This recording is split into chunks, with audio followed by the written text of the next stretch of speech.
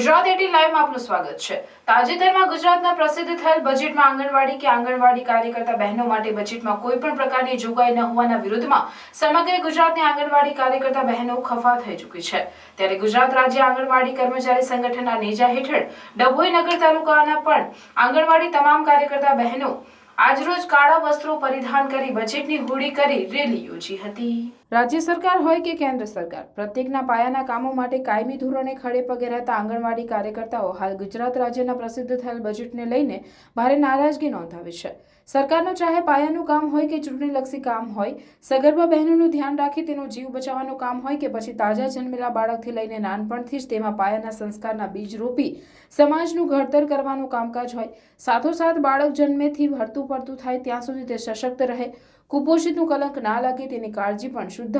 આજ આંગણવાડી કાર્યકર્તા બહેનો દ્વારા રાખવામાં આવે છે। આમ સરકારના બિલકુલ પાયાના કામ કરવા છતાં પણ રાજ્ય સરકાર દ્વારા તાજેતરમાં પ્રસિદ્ધ થયેલ રાજ્યના બજેટમાં આંગણવાડી કાર્યકર્તા કે આંગણવાડીઓ માટે કોઈ પણ પ્રકારની જોગવાઈ બજેટમાં ન કરવામાં આવી છે। તેઓમાં ભારે નારાજગી જોવા મળી રહી છે, જેને અનુલક્ષીને ગુજરાત રાજ્ય આંગણવાડી કાર્યકર્તા સંગઠનના આદેશ અનુસાર સમગ્ર રાજ્યના આંગણવાડી કેન્દ્ર પર આંગણવાડી કાર્યકર્તા બહેનો દ્વારા કાળા વસ્ત્રો પરિધાન કરી બજેટની હોળી કરવાના આપેલ કાર્યક્રમના ભાગરૂપે ડભોઈ નગરના આંગણવાડી કાર્યકર્તા બહેનો દ્વારા પણ ડભોઈ વડોદરી ભાગોળ નજીક આંગણવાડી કાર્યકર્તા બહેનોએ મોટી સંખ્યામાં એકત્ર થઈ કાળા વસ્ત્રો પરિધાન કરી બજેટની હોળી પ્રગટાવી પોતાનો રોષ વ્યક્ત કર્યો હતો, સાથે રેલી પણ યોજી હતી। આજરોજ ગુજરાત આંગણવાડી કર્મચારી સંગઠનના આદેશ મુજબ 2023ની અંદર 2024ની ફેબ્રુઆરીમાં સરકારશ્રીએ અમારા માટે જે અમે આશા રાખીને બેઠા હતા બજેટની, પણ બજેટની ફાળવણીમાં અમારા આંગણવાડી વર્કર અને હેલ્પરોનું કશું જ વિચાર્યું નથી। તે સમયમાં અમે આજ રોજ ગુજરાત આંગણવાડી કર્મચારી સંગઠનના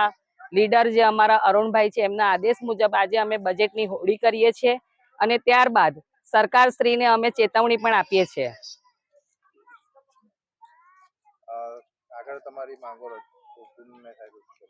આગળ જો અમારી માંગો નહીં સંતોષાય તો અમારા યુનિયનના આદેશ મુજબ અમને ત્યાંથી જે હુકમ આપશે તે પ્રમાણે અમે કરીશું।